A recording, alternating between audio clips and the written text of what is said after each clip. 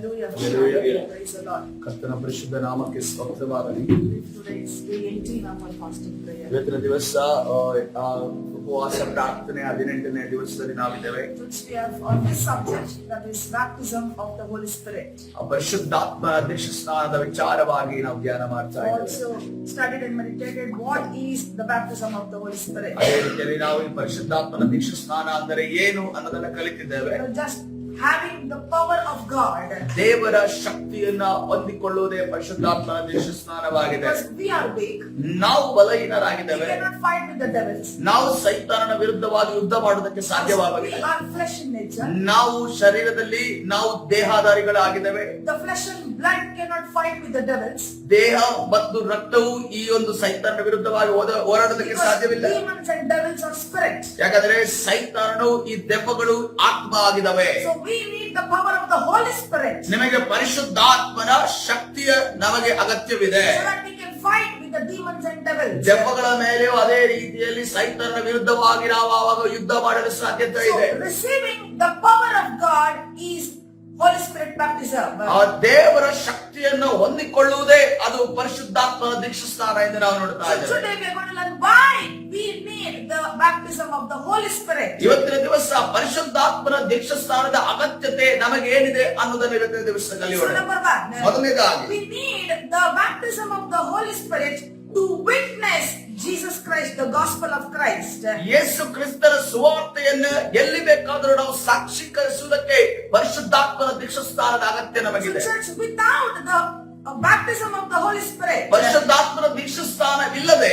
our gospel is powerless. ನಮ್ಮ ಸುವಾರ್ತೆ ಅದಕ್ಕೆ ಶಕ್ತಿ ಇಲ್ಲ ಎಂದು ನಾವು ನೋಡ್ತಾ And when ಇದ್ದೇವೆ. you have the power of God, ಯಾವಾಗ ದೇವರ ಶಕ್ತಿ ನಿಮ್ಮ ಮೇಲಿರ್ತದೋ, when you are baptized in the Holy Spirit, ನೀವು ಯಾವಾಗ ಪರಿಶುದ್ಧಾತ್ಮದಲ್ಲಿ ದೀಕ್ಷಾ ಸ್ನಾನವನ್ನು the ಹೊಂದುತ್ತೀರೋ, Bible says, ಸತ್ಯವೇದ ಈ ರೀತಿಯಲ್ಲಿ ಹೇಳ್ತಾ ಇದೆ. don't worry what you should speak with the people. ಜನರ ಜೊತೆ ನೀವು ಏನನ್ನ ಮಾತನಾಡಬೇಕೆಂದು ಅದರ ಬಗ್ಗೆ ಚಿಂತೆ ಮಾಡಬೇಡ್ರಿ. Jesus says, ಯೇಸು ಕ್ರಿಸ್ತರು ಈ ರೀತಿಯಲ್ಲಿ ಹೇಳ್ತಿದ್ದಾನೆ. whatever words you need, the Holy Spirit will give you that very hour. ನೀವು ಜನಗಳ ಜೊತೆ ನೀವು ಮಾತನಾಡಬೇಕಾದಂತ ಶಬ್ದಗಳು ಮಾತುಗಳು ಏನಿದಾವೋ ಆ ಕ್ಷಣದಲ್ಲೇ ಪರಿಶುದ್ಧಾತ್ಮನು ನಿಮಗೆ ಗೋಚರಪಡಿಸುತ್ತಾನೆ. Hallelujah. So when you have the baptism of the Holy Spirit, ಪರಿಶುದ್ಧಾತ್ಮನ ದೀಕ್ಷಾ ಸ್ನಾನ ನಿಮಗೆ ಉಂಟಾದಾಗ you can witness the gospel of Christ among the people. ಜನರ ಮಧ್ಯದಲ್ಲಿ ಯೇಸುವಿನ ಸುವಾರ್ತೆಯನ್ನು ನೀವು ಸಾಕ್ಷೀಕರಿಸುವವರಾಗಿರುತ್ತೀರಿ. Where do you read this in the Bible? ಸತ್ಯವೇದದಲ್ಲಿ ಇದನ್ನು ಎಲ್ಲಿ So ಓದುತ್ತೀರಿ? open your Bibles to Acts chapter 1 verse number 8. ಅಪೊಸ್ತಲ ಕೃತ್ಯಗಳ 1ನೇ ಅಧ್ಯಾಯ 8ನೇ ವಚನವನ್ನು Let's read the word. ಈ ಸಮಯದಲ್ಲಿ ವಾಕ್ಯವನ್ನು ಓದಿಕೊಳ್ಳೋಣ. Acts chapter 1 verse number 8. ಅಪೊಸ್ತಲ ಕೃತ್ಯ 1ನೇ ಅಧ್ಯಾಯ 8ನೇ ವಚನ. But you will receive the power when the Holy Spirit comes upon you, and you will be my witnesses in Jerusalem, in all Judea and Samaria, and in all the ends of the earth. ಆದರೆ ಪವಿತ್ರಾತ್ಮ ನಿಮ್ಮ ಮೇಲೆ ಬರಲು ನೀವು ಬಲವನ್ನು ಹೊಂದಿ ಯೆರೂಸಲೇಮಿನಲ್ಲಿಯೂ ಎಲ್ಲ ಯೂದಾಯ ಸಮಾರ್ಯ ಸೀಮೆಗಳಲ್ಲಿಯೂ ಭೂಲೋಕದ ಕಟ್ಟ ಕಡೆಯವರೆಗೂ ನನಗೆ ಸಾಕ್ಷಿಗಳಾಗಿರಬೇಕು ಅಂದನು. Why do you need the power of the Holy Spirit? ನಿಮಗೆ ಪರಿಶುದ್ಧಾತ್ಮನ ಶಕ್ತಿ ಯಾಕೆ ಬೇಕು? Is it to speak in tongues? ನಾವು ಅನ್ಯ ಭಾಷೆಯಲ್ಲಿ ಮಾತನಾಡತಕ್ಕ It is just the evidence that we have received the Holy Spirit baptism. ಪರಿಶುದ್ಧಾತ್ಮನನ್ನ ನಾವು ಹೊಂದಿಕೊಂಡಿದ್ದೇವೆ ಅನ್ನುವಂತ ಪುರಾವೆಯನ್ನು ತೋರಿಸುವುದು ಅನ್ಯ ಭಾಷೆಯನ್ನು ಮಾತನಾಡುವುದಾಗಿದೆ. You know, many people, they want the baptism of the Holy Spirit to speak in tongues. ನಾವು ಅನ್ಯ ಭಾಷೆಯನ್ನು ಮಾತನಾಡೋದಕ್ಕೋಸ್ಕರವಾಗಿಯೇ ಪರಿಶುದ್ಧಾತ್ಮನ ದೀಕ್ಷಾ ಸ್ನಾನ ನಮಗೆ ಬೇಕು ಎಂದು ಕೆಲವರ Or it has ಮನಸ್ಸಿನಲ್ಲಿದೆ. got other reasons. ಅದಕ್ಕೆ ಬೇರೆ ಕಾರಣಗಳು ಕೂಡ ಇದ್ದಾವೆ. Why do you need the power of God? ನಮಗೆ ದೇವರ ಶಕ್ತಿ ಯಾಕೆ ಬೇಕು? To witness Jesus Christ. ಯೇಸು ಕ್ರಿಸ್ತನನ್ನ ಅನ್ಯ ಜನಗಳ ಮಧ್ಯದಲ್ಲಿ ಸಾಕ್ಷೀಕರಿಸುವುದಕ್ಕೋಸ್ಕರ ಬೇಕಾಗಿದೆ. So number 2. ಎರಡನೇದಾಗಿ, So why do you need the baptism of the Holy Spirit? ಈ ಪರಿಶುದ್ಧಾತ್ಮನ ಒಂದು ದೀಕ್ಷಾ ಸ್ನಾನ ನಮಗೆ ಯಾಕೆ ಬೇಕು? You need the baptism of the Holy Spirit to overcome the power of the enemies. ಶತ್ರುವಿನ ಎಲ್ಲ ಬಲಗಳನ್ನ ಮೀರಿ ನಿಲ್ಲುವುದಕ್ಕೋಸ್ಕರವಾಗಿ ನಮಗೆ ಪರಿಶುದ್ಧಾತ್ಮನ ದೀಕ್ಷಾ ಸ್ನಾನ ಬೇಕು. So where do you need this? ನೀವು ಎಲ್ಲಿ ಓದುತ್ತೀರಿ? Psalms chapter 66. ಕೀರ್ತನೆ 66ನೇ ಅಧ್ಯಾಯ Verse number 3. 3ನೇ ವಚನ. It says, Psalms chapter 66 verse number 3. ಕೀರ್ತನೆ 66ನೇ ಅಧ್ಯಾಯ 3ನೇ ವಚನ ಈ ರೀತಿಯಲ್ಲಿ ಹೇಳ್ತಾ ಇದೆ. So the words that say to God, how awesome your words. Through the greatness of your power, your enemies shall submit themselves to you. ನೀವು ದೇವರಿಗೆ ನಿನ್ನ ಕೃತ್ಯಗಳು ಎಷ್ಟೋ ಭಯಂಕರವಾಗಿವೆ, ನಿನ್ನ ಪರಾಕ್ರಮದ ಮಹತ್ತಿನ ದೆಸೆಯಿಂದ ನಿನ್ನ ಶತ್ರುಗಳು ನಿನ್ನ ಮುಂದೆ ಮುದುರಿಕೊಳ್ಳುವರು. Hallelujah. So why do you need the power of God? ನಿಮಗೆ ದೇವರ ಶಕ್ತಿ ಯಾಕೆ ಬೇಕು? Why do you need the baptism of Jesus Christ? ನಿಮಗೆ ಯೇಸು ಕ್ರಿಸ್ತನ ಆ ಪರಿಶುದ್ಧಾತ್ಮನ ಒಂದು ದೀಕ್ಷಾಸ್ನಾನ ಯಾಕೆ ಬೇಕು? To overcome the works of devil. ನೀವು ಎಲ್ಲ ಶತ್ರುವಿನ ಮತ್ತು ಸೈತಾನನ ಎಲ್ಲ ಕಾರ್ಯಗಳನ್ನ ಜಯವನ್ನು So ಹೊಂದುವುದಕ್ಕೋಸ್ಕರ when you have the baptism of the Holy Spirit, ಪರಿಶುದ್ಧಾತ್ಮನ ದೀಕ್ಷಾಸ್ನಾನ ನಿಮ್ಮ ಬಳಿ ಇರುವಾಗ you will have the power to overcome the works of devil. ಸೈತಾನನ ಎಲ್ಲ ಕಾರ್ಯಗಳನ್ನು ನೀವು ಜಯವನ್ನು ಹೊಂದಿ ನಿಲ್ಲುತ್ತೀರಿ ಎಂದು ನಾನು Church, when you are not anointed, ನೀವು ಯಾವಾಗ ಅಭಿಷೇಕಿಸಲ್ಪಟ್ಟಿರೋದು ಅಭಿಷೇಕ ನಿಮ್ಮ ಮೇಲೆ ಇರೋದಿಲ್ಲ, when you don't have the power of God, ದೇವರ ಶಕ್ತಿ ನಿಮ್ಮ ಮೇಲೆ ಇಲ್ಲದಿರುವಾಗ you cannot pray for others' problems. ನೀವು ಇನ್ನೊಬ್ಬರ ಪ್ರಾರ್ಥನೆಗೋಸ್ಕರವಾಗಿ ಪ್ರಾರ್ಥನೆ ಮಾಡಲು ನಿಮಗೆ ಆಗೋದಿಲ್ಲ. Even if you pray without the power of God, ಒಂದು ವೇಳೆ ದೇವರ ಶಕ್ತಿ ಇಲ್ಲದೆ ನೀವು ಇನ್ನೊಬ್ಬರಿಗೋಸ್ಕರ ಪ್ರಾರ್ಥನೆ ಮಾಡೋದಾದ್ರೆ you know what is the effect? ಅದರ ಒಂದು ಪರಿಣಾಮ ಏನಾಗಿರುತ್ತದೆ The ಗೊತ್ತೇ? devils in them, ಅವರಲ್ಲಿ ಇದ್ದಂತಹ ಸೈತಾನನು it will attack back to you. ಅದು ಮತ್ತೆ ತಿರುಗಿ ನಿಮ್ಮನ್ನ ಹಿಂಸೆ ಪಡಿಸುತ್ತದೆ ಮತ್ತು ನಿಮ್ಮ ಮೇಲೆ ಆಕ್ರಮಣ ಮಾಡುತ್ತದೆ. Have you experienced this? ಈ ರೀತಿಯ ಒಂದು ಕಾರ್ಯವನ್ನು ನೀವು ಅನುಭವ But ಮಾಡಿದ್ದೀರಾ? when you have the power of God, ಆದ್ರೆ ದೇವರ ಶಕ್ತಿ ನಿಮ್ಮಲ್ಲಿರುವಾಗ when you pray for others, ನೀವು ಇನ್ನೊಬ್ಬರಿಗೆ ಪ್ರಾರ್ಥನೆ ಮಾಡುವಾಗ they will be healed. ಅವರು ಸ್ವಸ್ಥರಾಗುತ್ತಾರೆ. The devils will come out. ಸೈತಾನನು ಹೊರಗಡೆ ಬರುತ್ತಾನೆ ಅಂದ್ರೆ ಅವರಿಗೆ ಬಿಡುಗಡೆ ಆಗುತ್ತದೆ. And the devil cannot attack you back.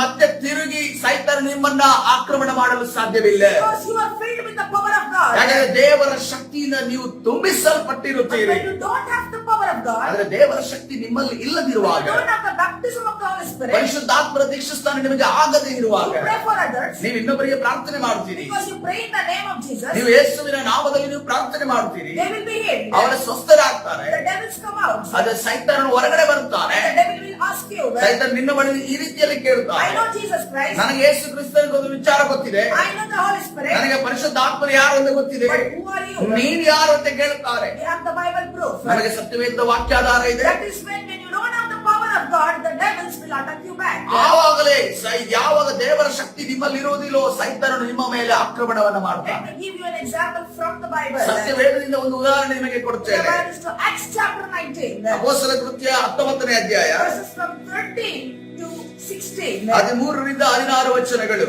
This is the Bible is talking about certain people.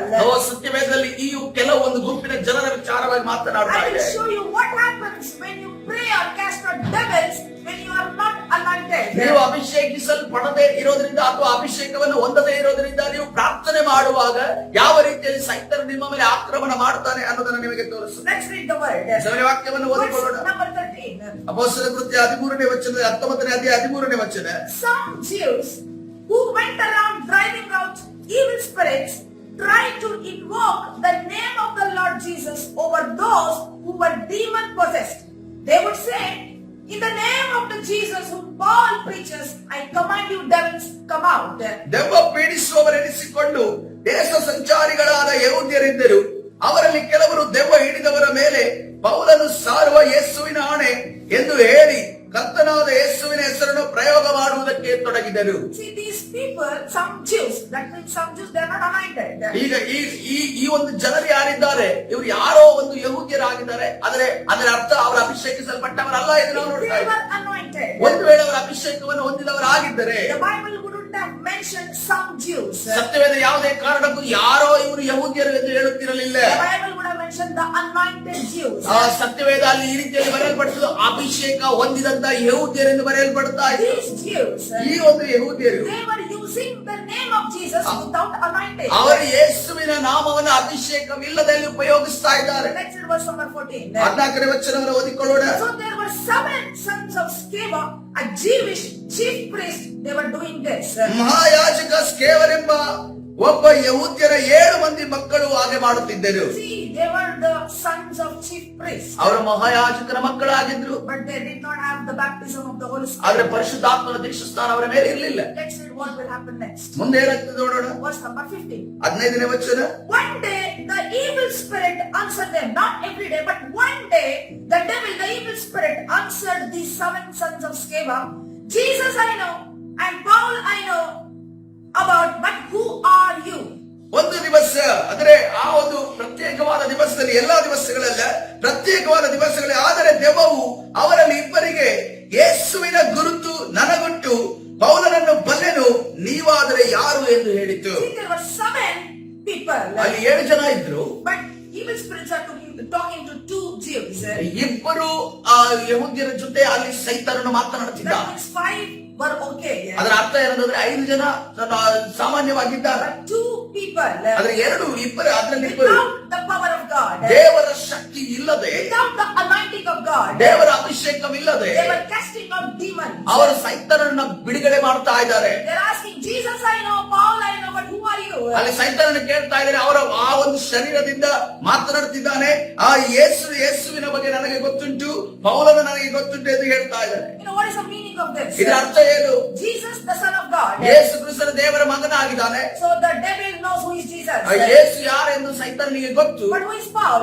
ಪೌಲನು ಯಾರಾಗಿದ್ದಾನೆ? Paul is called by God. ಪೌಲನು ದೇವರಿಂದ He was ಕರೆಯಲ್ಪಟ್ಟವನಾಗಿದ್ದಾನೆ. baptized by God. ಆತನು ದೇವರಿಂದ ದೀಕ್ಷಾ ಸ್ಥಾನವನ್ನು He ಹೊಂದಿದವನಾಗಿದ್ದಾನೆ. was ordained by God. ಆತನು ದೇವರಿಂದ He ಪ್ರತಿಷ್ಠಾಪಿಸಿದವನಾಗಿದ್ದಾನೆ. was an apostle of God. ಆತನು ದೇವರ ಒಂದು He ಅಪೊಸ್ತಲನಾಗಿದ್ದಾನೆ. has the power and authority from God. ಆತನಿಗೆ ದೇವರಿಂದ ಅಧಿಕಾರವು ಅಭಿಷೇಕವು ಕೊಡಲ್ಪಟ್ಟಿದೆ. The devil ಈ ಸೈತಾನಗಳು knows who is God. ದೇವರು ಯಾರೆಂದು ಗೊತ್ತಿದೆ. The devil, ಈ ಸೈತಾನನಿಗೆ they know who are the true servants of God. ನಿಜವಾದ ದೇವರ ಸೇವಕರು ಯಾರು ಎಂದು ತಿಳಿದಿದೆ. Now let us see what will happen. ಮುಂದೆ ಏನಾದ್ರು ನೋಡಿಕೊಳ್ಳೋಣ. Verse number 16. 16ನೇ ವಚನ.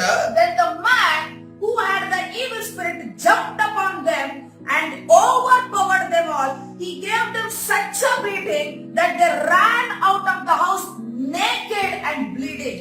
ದೆವ್ವ ಹಿಡಿದಿದ್ದ ಆ ಮನುಷ್ಯನು ಅವರ ಮೇಲೆ ಹಾರಿ ಬಿದ್ದು ಅವರಿಬ್ಬರನ್ನು ಸೋಲಿಸಿ ಬಲಾತ್ಕಾರಿಸಿದ್ದರಿಂದ ಅವರು ಬೆತ್ತಲೆಯಾಗಿ ಗಾಯವುಳ್ಳವರಾಗಿಯೂ ಆ ಮನೆಯೊಳಗಿಂದ ಓಡಿ ಹೋದರು. Just did you understand this? ಸಭೆ ಜನ ಈ ಒಂದು ವಾಕ್ಯ ಭಾಗವನ್ನು ಅರ್ಥ When you ಮಾಡಿಕೊಂಡ್ರು. try to cast out the devils without the power of God, ದೇವರ ಶಕ್ತಿ ಇಲ್ಲದೆ ನೀವು ಯಾವಾಗ ದೆವ್ವಗಳನ್ನು ಬಿಡಿಸೋದಕ್ಕೆ ಹೋಗುತ್ತೀರೋ the devils will attack you. ಸೈತಾನನು ನಿಮ್ಮ ಮೇಲೆ ಆಕ್ರಮಣ ಮಾಡುತ್ತಾನೆ. So to cast out the devils, ಈ ಸೈತಾನನನ್ನು ಬಿಡಿಸುವುದಕ್ಕೋಸ್ಕರ, to cast out the demons, ಈ ದೆವ್ವಗಳನ್ನ ಜನರಲ್ಲಿದ್ದ ದೆವ್ವಗಳನ್ನು ಬಿಡಿಸುವುದಕ್ಕೋಸ್ಕರ using the power of the Holy Spirit. ನಿಮಗೆ ಪರಿಶುದ್ಧಾತ್ಮನ ಶಕ್ತಿ ಅಗತ್ಯವಿದೆ. That is the baptism of the Holy Spirit. ಅದನ್ನೇ ಪರಿಶುದ್ಧಾತ್ಮನ ದೀಕ್ಷಾ ಸ್ನಾನ ಎಂದು ಹೇಳುವರು. It is not for speaking in tongues. ಅನ್ಯ ಭಾಷೆ ಮಾತ್ರ ಮಾತಾಡೋದಕ್ಕಲ್ಲ. When you receive the baptism of the Holy Spirit, ಯಾವಾಗ ಪರಿಶುದ್ಧಾತ್ಮನ ಶಕ್ತಿ ನೀವು ದೀಕ್ಷಾ ಸ್ನಾನವನ್ನು ಹೊಂದುತ್ತೀರೋ, the speaking in tongues comes as an evidence. ಅದಕ್ಕೆ ಪುರಾವೆಯಾಗಿ ನಿಮಗೆ ಅನ್ಯ ಭಾಷೆ ಮಾತಾಡುವ ರೀತಿಯಲ್ಲಿ ನಿಮಗೆ ಆ ಒಂದು ಬಲ See, ಉಂಟಾಗುತ್ತದೆ. when you join a school, ನೀವು ಸ್ಕೂಲಿಗೆ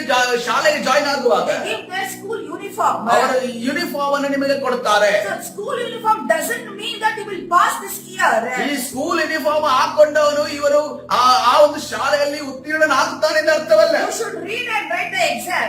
ನೀವು ಎಕ್ಸಾಮ್ ಅನ್ನು ಓದಬೇಕು ಮತ್ತು ಅದೇ ರೀತಿಯಲ್ಲಿ ಎಕ್ಸಾಮ್ ಅನ್ನು ಬರೆಯಬೇಕು. School uniform is to identify you belong to such and such a school. ಆ ಶಾಲೆಯ ಯೂನಿಫಾರ್ಮ್ ಯಾಕೆ ನಿಮಗೆ ಕೊಡಲ್ಪಡ್ತದೆ ಹೇಳುವಾಗ ಆ ಶಾಲೆಗೆ ನೀವು ಸೇರಿದವರಾಗಿದ್ದೀರಾ ಅನ್ನೋದರ So ಗೊತ್ತಾಗೋದಕ್ಕೋಸ್ಕರ speaking in tongues, ಅನ್ಯ ಭಾಷೆಯಲ್ಲಿ ಮಾತನಾಡುವುದು it will show you that you have the baptism of the Holy Spirit. ಪರಿಶುದ್ಧಾತ್ಮನ ದೀಕ್ಷಾ ಸ್ನಾನ ನಿಮಗೆ ಉಂಟಾಗಿದೆ ಅನ್ನೋದನ್ನ ತೋರಿಸುವಂತದ್ದಾಗಿದೆ. That's all. ಅಷ್ಟೇ. But you should have the baptism of the Holy Spirit and cast out the demons. ಪರಿಶುದ್ಧಾತ್ಮನ ದೀಕ್ಷಾ ಸ್ನಾನ ನಿಮಗೆ ಯಾಕೆ ಅಗತ್ಯತೆ ನೋಡುವಾಗ ದೆವ್ವಗಳನ್ನ ಜನರಿಂದ ಬಿಡುಗಡೆ ಮಾಡುವುದಕ್ಕೋಸ್ಕರವಾಗಿ. Hallelujah. Should you understand this? ಈಗ ನಿಮಗೆ ಅರ್ಥವಾಯ್ತಾ? So next point. ಮುಂದೆ ಹೋಗೋಣ. So why do you need the baptism of the Holy Spirit? ಈ ಪರಿಶುದ್ಧಾತ್ಮನ ದೀಕ್ಷಾ ಸ್ನಾನ ನಿಮಗೆ ಯಾಕೆ ಬೇಕಾಗಿದೆ? You know, to do the greater works for God. ದೇವರಿಗೋಸ್ಕರ ಶ್ರೇಷ್ಠ ಕಾರ್ಯವನ್ನ ಮಾಡುವುದಕ್ಕೋಸ್ಕರವಾಗಿ. John chapter 14. ಯೋಹಾನನ ಸುವಾರ್ತೆ 14ನೇ ಅಧ್ಯಾಯ Verse number 12. 12ನೇ ವಚನ. So Jesus said, ಯೇಸು ಕ್ರಿಸ್ತರು ಈ ರೀತಿಯಲ್ಲಿ ಹೇಳಿದ್ದಾನೆ. most assuredly I say to he who believes in me, the works that I do he will also do, and greater works than these he will do, because I go to my Father.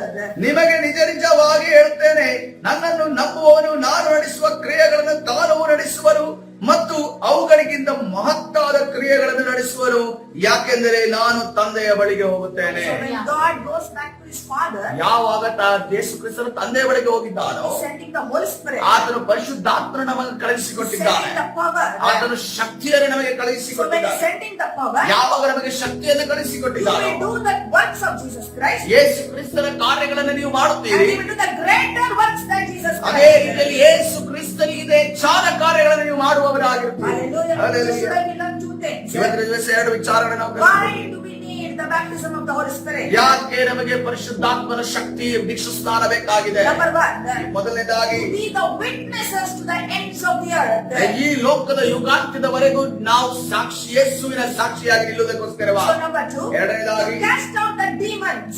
ನಾವು ದೆವ್ವಗಳನ್ನ ನಾವು ಬಿಡಿಸುವುದಕ್ಕೋಸ್ಕರವಾಗಿ We need the baptism of the Holy ನಮಗೆ Spirit. ಪರಿಶುದ್ಧಾತ್ಮನ ದೀಕ್ಷಾಸ್ನಾನದ ಅಗತ್ಯವಿದೆ. To do the greater works for God.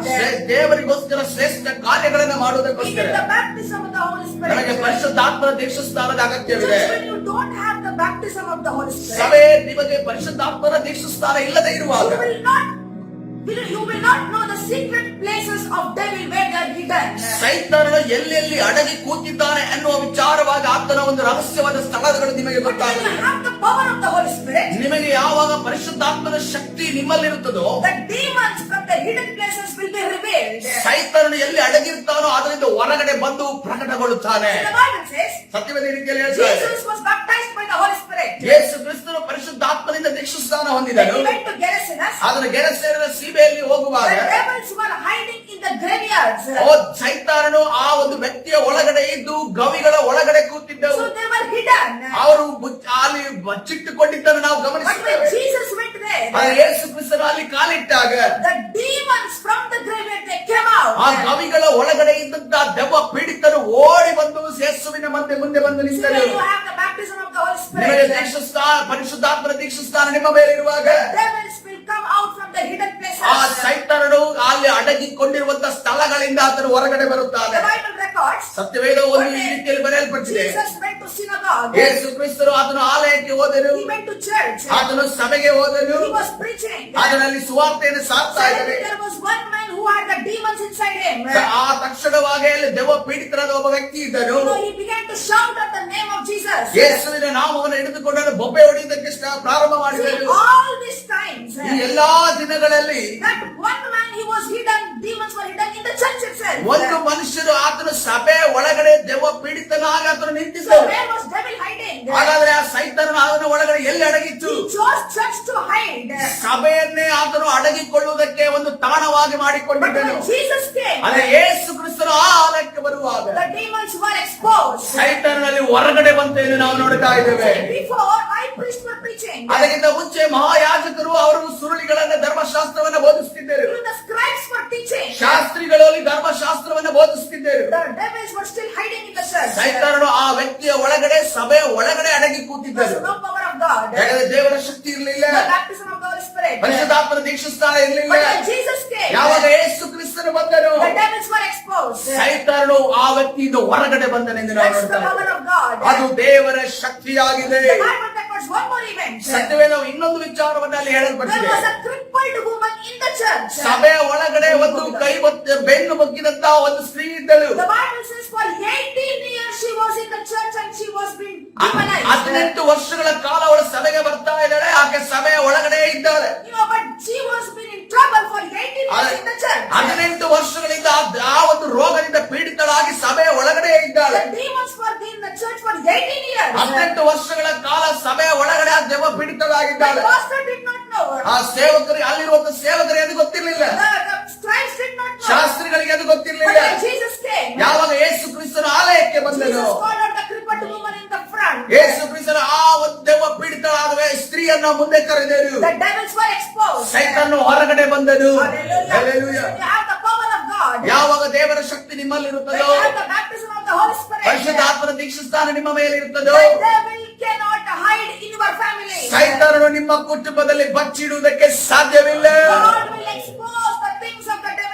ದೇವರು ಸೈತಾನನ ಕಾರ್ಯಗಳನ್ನು ಹೊರಗಡೆ ತರುವಾತನಾಗಿದ್ದಾನೆ. If you read Psalms chapter 18, ನೀವು ಕೀರ್ತನೆ 18ನೇ ಅಧ್ಯಾಯವನ್ನು ಓದುವುದಾದರೆ there is a special word. ಅಲ್ಲಿ ಒಂದು ವಿಶೇಷವಾದ ವಾಕ್ಯವಿದೆ. See, let us read from verses from 44 to 45. 44-45 ವಚನಗಳನ್ನು ಓದಿಕೊಳ್ಳೋಣ. See what it says. ಏನನ್ನು ಹೇಳ್ತದೆ As ನೋಡಿಕೊಳ್ಳೋಣ. soon as they hear of me, the trumpet, for nations cringe before me.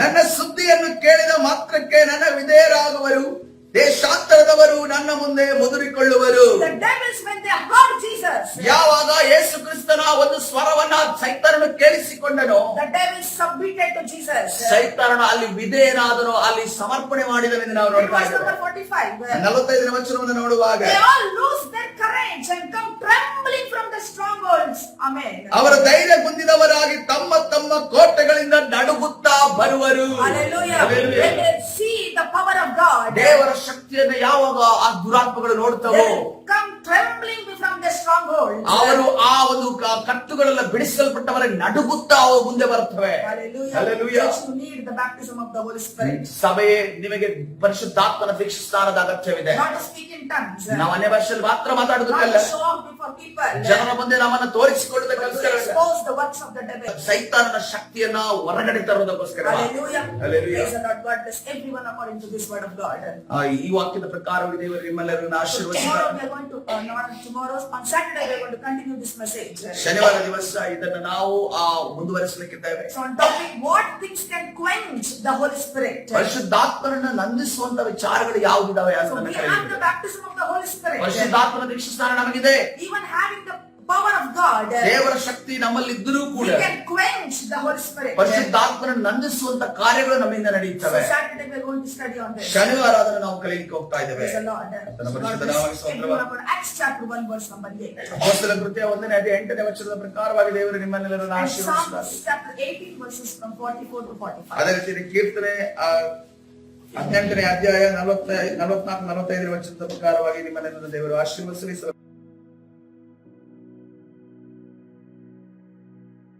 ಕರ್ತನ ಪರಿಶುದ್ಧ ನಾಮಕ್ಕೆ ಸ್ತೋತ್ರವಾಗಿ ಸಭೆಯಲ್ಲಿ ಪ್ರಾರ್ಥನೆ ಮಾಡಿಕೊಳ್ಳೋಣ. ಪರಿಶುದ್ಧನಾದ ದೇವರೇ, ನಿನ್ನ ನಾಮಕ್ಕೆ ಸ್ತೋತ್ರವಾಗಲಿ. ಕರ್ತನೇ, ನಿನ್ನ ಪರಿಶುದ್ಧ ಆತ್ಮರ ಶಕ್ತಿಯ ಬಗ್ಗೆ, ಪರಿಶುದ್ಧಾತ್ಮನ ದೀಕ್ಷಾಸ್ನಾನದ ವಿಚಾರವಾಗಿ ನಾವು ಕಲಿತಾ ಇರೋದನ್ನೆಲ್ಲ ಎಸಪ್ಪ ನಮಗೆ ಕರ್ತನೆ ಪರಿಶುದ್ಧಾತ್ಮನ ದೀಕ್ಷಾಸ್ನಾನವನ್ನ ದಯಪಾಲಿಸಿ ಸ್ವಾಮಿ. ಈ ಉಪವಾಸದ ದಿನಗಳಲ್ಲಿ ಕರ್ತನೆ ನಾವು ಮೊಣಕಾಲೂರಿ ಕರಗಳನ್ನೆತ್ತಿ ನಿನ್ನ ದೀಕ್ಷಾಸ್ನಾನಕ್ಕೋಸ್ಕರವಾಗಿ ಪರಿಶುದ್ಧಾತ್ಮನಲ್ಲಿ ಕರ್ತನೆ ಮುಳುಗಿ ಹೇಳುವ ಹಾಗೆ ನಮಗೆ ಸಹಾಯದಸ್ತವನ್ನ ಚಾಚು. ಹೌದು ಸ್ವಾಮಿ, ನೀರಿನ ದೀಕ್ಷಾಸ್ನಾನ ನಮಗೆ ಆಗಿದೆ, ಆದ್ರೆ ಕರ್ತನೆ ರಾಜ ನಿನ್ನ ಬಲವನ್ನ, ನಿನ್ನ ಸಾಮರ್ಥ್ಯವನ್ನ, ನಿನ್ನ ಶಕ್ತಿಯನ್ನ ಹೊಂದುವುದಕ್ಕೋಸ್ಕರವಾಗಿ, ನಿನ್ನ ಶಕ್ತಿ ನಮ್ಮ ಮುಖಾಂತರವಾಗಿ ಹೊರಡುವುದಕ್ಕೋಸ್ಕರವಾಗಿ, ಸೈತಾನನನ್ನ ಜಯಿಸುವುದಕ್ಕೋಸ್ಕರವಾಗಿ ನಮಗೆ ಕರ್ತನೆ ನಿನ್ನ ಬಲ ನಮಗೆ ಬೇಕಾಗಿದೆ. ಕರ್ತನೆ ನೀನು ತಾನೇ ಅನುಗ್ರಹ ಮಾಡಬೇಕಾಗಿ ಸಹೋದರ ಕರ್ತನೆ, ನಾವು ಈ ಒಂದು ಕರ್ತನೆ ಆತ್ಮಿಕ ವಿಚಾರಗಳನ್ನ ಬಯಸುವಂತೆ ನಮ್ಮನ್ನು ತಡೆ ಮಾಡುವಂತ, ನಮಗೆ ಹೊಂದದಂತೆ ತಡೆಗಟ್ಟುವಂತ ಎಲ್ಲಾ ಸೈತಾನ ಅಂಧಕಾರದ ಶಕ್ತಿಗಳ ಬಲಗಳನ್ನ ನಜರೇತಿನ ಯೇಸುವಿನ ನಾಮದಲ್ಲಿ ಬಂಧಿಸಿ ಮುರಿದಾಡ್ತಾ ಇದ್ದೇವೆ. ಕರ್ತನೆ, ಪರಿಶುದ್ಧಾತ್ಮನ ಶಕ್ತಿ ಇದ್ದರೆ ನಮ್ಮ ಮುಖಾಂತರವಾಗಿ ಯಾವ ಕಾರ್ಯಗಳು ನಡೆಯುತ್ತವೆ ಅನ್ನೋದನ್ನ ಇವತ್ತಿನ ದಿವಸ ನಾವು ತಿಳಿದುಕೊಂಡಿದ್ದೇವೆ. ಅದಕ್ಕೋಸ್ಕರವಾಗಿ ತವಕ ಪಡುವವರಾಗಿ ಕರ್ತನೆ ನಿನ್ನ ವಾಕ್ಯದ ಅನುಸಾರವಾಗಿ ಅದನ್ನು ಪಡೆಯುವ ಹಾಗೆ ನಮಗೆ ಸಹಾಯದಸ್ತವನ್ನ ಚಾಚು. ಕರ್ತನಾದ ಯೇಸು ಸ್ವಾಮಿ ಹೆಸರಲ್ಲಿ ಪ್ರಾರ್ಥಿಸಿ ಹೊಂದಿಕೊಳ್ತೇನೆ, ಜೀವವುಳ್ಳ ತಂದೆಯೇ, ಆಮೆನ್.